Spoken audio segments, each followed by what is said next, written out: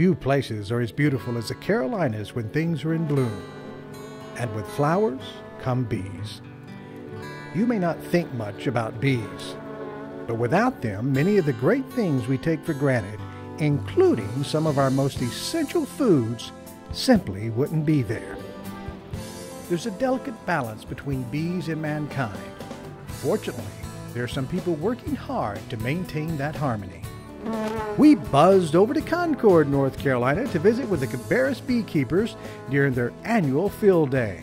Honeybees are important for all of us. We're here in Cambarus County, North Carolina, and the people behind me, well, they're here to learn about beekeeping. We're actually opening a hive, and wow, we're going to meet the queen bee.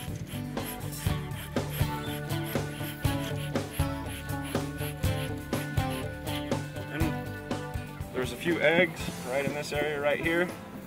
What you have here is capped honey on the outside and a little bit of pollen. The cells that have color on them right here and around the top have a little pollen in them.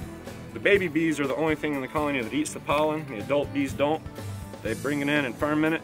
If you guys want to pass this around. Bees in the Carolinas over the last 20 years really have seen a big decline. That decline started in the early 50s and is continuing. Part of it is the use of just general pesticides, no doubt.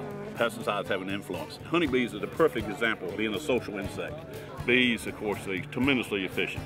And so as social insects, to be efficient, they have to talk to each other. Right. Okay. They have chemical means of doing that through pheromones.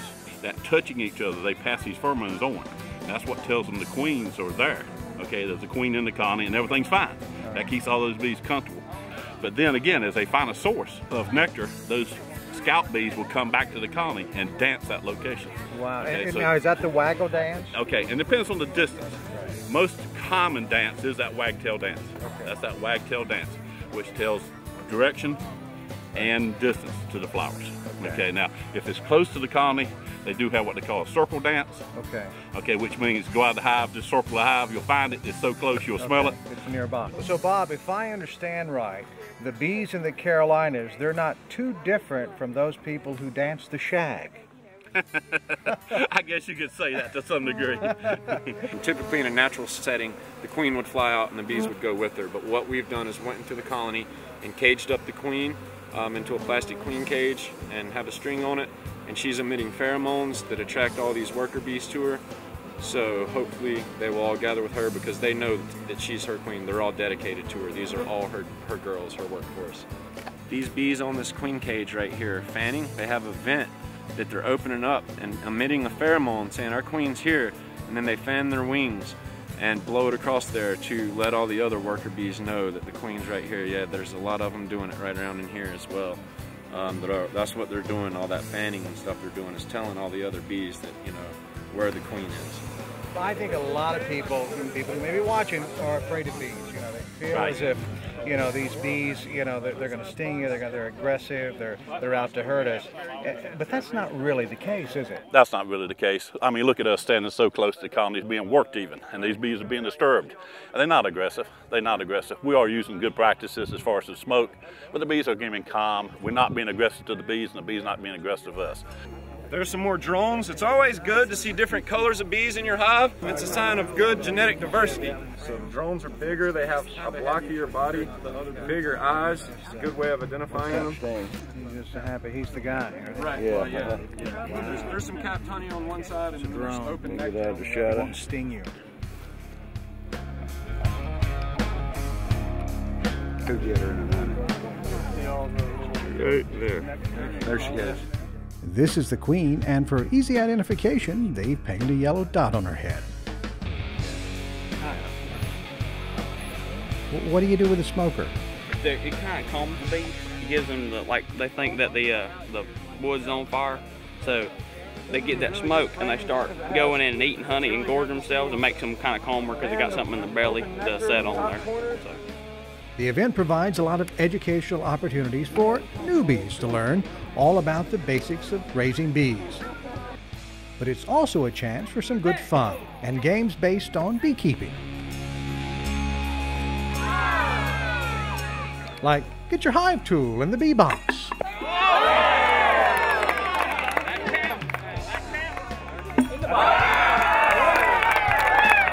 Or how well you can stoke your smoker. Begin. Light your smokers. Light your smokers. Right, so this is important, right? Yeah, you have to have a lot of smoke. It's what calms the bees down whenever you go into the colony. Well, this is exciting. Yes, sir. This is extremely exciting. Don't try this at home unless you have bees.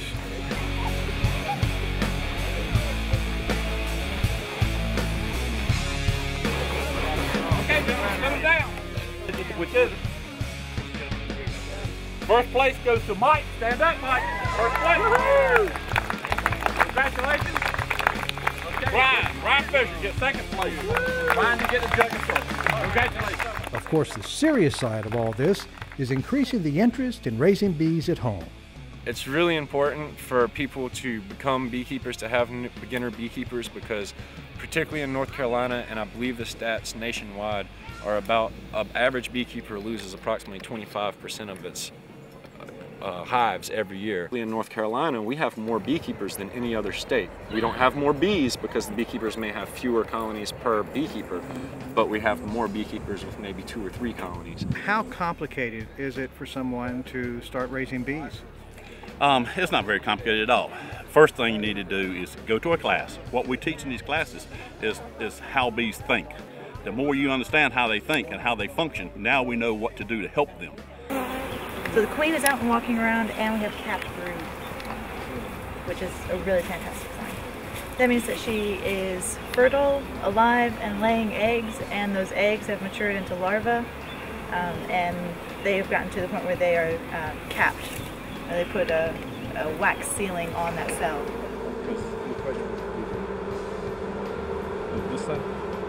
If we were not eating the honey, that's just a side benefit. We figured out we could enjoy honey. But what's really important is what the bees are doing. Oh, absolutely. That's the work that's inherent. Honey is that actual byproduct, okay? The real product with honeybees is pollination. Honeybees were designed for pollination. Everything about them, every piece of a bee is designed for maximum pollination. The cucumber flowers absolutely have to have honeybees. You have a male flower and a female flower on the same vine. That female flower only stays open for about a half a day. It needs an average of 10 to 12 bee visits to get complete pollination. Plants are competing with each other. Most people don't think about a plant competing with another plant, but they do.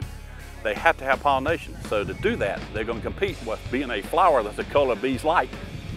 Now I'm going to up the sugar contents of my nectar to make me more attractive to honeybees. And all these things add up to getting more pollination for these flowers. Those flowers then set more seed, and you have more plants of that type. You may not think honeybees are important, but you know what? They are. Tonight, when you sit down for dinner and you enjoy a great salad with all those wonderful vegetables that we know we need to eat for good health, well, it's because of these guys. These guys make that happen. You know, a lot of times we're afraid of honeybees, but we really shouldn't be, because without them, well, let's face it, life would be pretty grim.